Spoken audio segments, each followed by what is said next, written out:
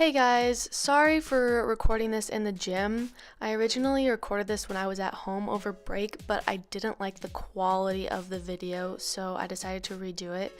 But I made sure to keep it very minimal, almost no equipment, and if I do use any equipment, I give you options of what you can use at home. So for this first exercise, I'm just doing basic body weight squats. Squats are a good compound lift for legs, and they also engage your quads and glutes a bunch. These are effective even without weight, so I definitely recommend using these. They also can increase hip mobility, so if you struggle with that, this will help a bunch. This is a great way to warm up your lower body for leg day, so I also recommend doing this as a warm-up. Next, we have lunges. This is another great exercise that targets almost all of the lower body muscles. This is known as, lunges are known as a unilateral training movement because it improves your balance and coordination while strengthening the muscles because you're targeting each individual muscle in each leg. Lunges also engage your core and back muscles to help balance throughout the movement. So if you think it's just working your legs, it's actually working your back and your abs too. There are different options for lunges. I'm just doing a traditional lunge, but you can also do side lunges or curtsy lunges. When doing the lunge, make sure you step forward into the lunge enough that your knee is directly above your ankle and it should be at a 90-degree angle.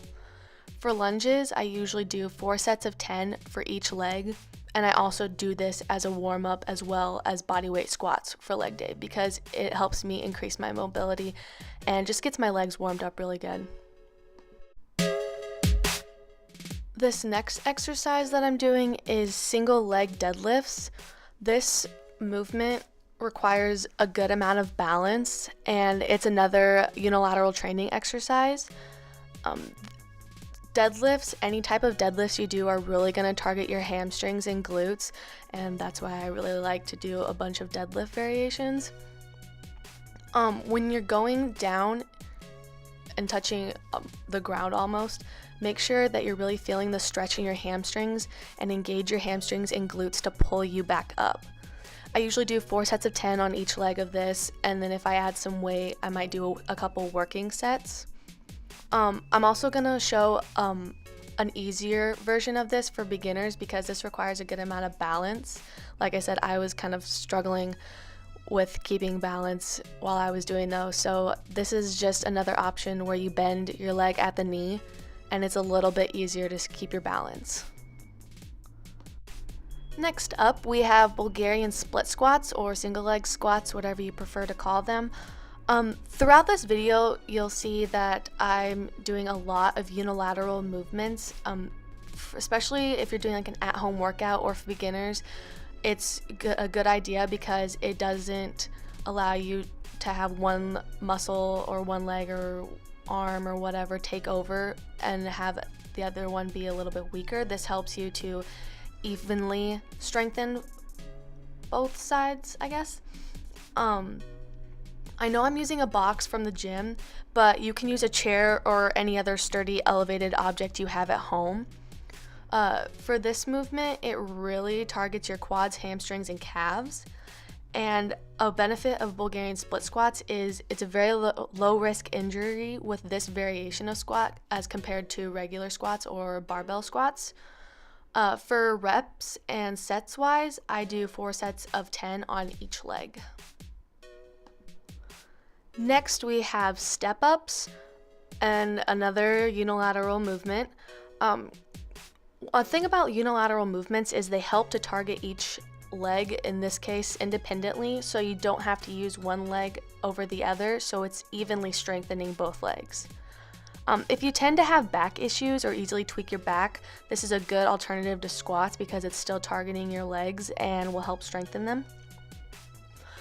Step-ups will help develop explosive leg power, which means you can increase your sprint speed and vertical jump. So if that's what you're looking to do, I would definitely recommend adding these into your routine. I know once again I'm using a box from the gym, but you can use a chair or steps or any sturdy elevated surface for this movement as well. When I recorded this first at home, I just used a chair and it was perfectly fine. I'm also going to show a step up variation with a kickback. If you want to target your glutes a little bit more, then I would definitely recommend using the step up with a kickback instead of just a step up knee up. For reps and sets, I do 4 sets of 10 on each leg. This next movement is a glute bridge, and this is one of my favorite glute activation movements to do on leg day. I really feel it in my glutes, and I love when I can make the mind muscle connection with a movement. For glute bridges, they are great for your hamstrings and glutes, obviously. Make sure when you're coming up, really squeeze your butt all the way up.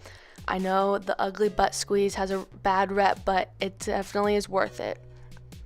Glute bridges will put less stress on your lower back, so this is a good alternative. If you have an elevated surface like I'm using now, you can put your feet against that, and I definitely recommend that because it'll allow for a fuller range of motion and higher muscle activation on your gluteus maximus. For reps and sets, I usually do 4 sets of 20 reps. Next, I am doing just regular standing kickbacks. This is another great glute and hamstring movement. You can stand next to a wall or use a chair in front of you to stabilize yourself. I know there was no wall space large enough for me to record on, so I had to use the mirrors. Kickbacks will help strengthen and shape your glutes, so if you're looking to shape your booty, these are a great exercise. I personally love doing standing kickbacks and cable kickbacks because, once again, I can really feel it in my glutes and make that mind muscle connection. As far as reps and sets go, on this I usually do 4 sets of 10 on each leg. Next we have donkey kicks. This is another great exercise for beginners because it's simple yet super effective. Donkey kicks work your lower back, your core, all of the main leg muscles, and your glutes. A good thing about this movement is it doesn't put a bunch of stress on your knees or back. This is also a really good exercise for shaping your butt because it targets all 3 of the muscles in your butt, the gluteus maximus, the medius, and the minimus.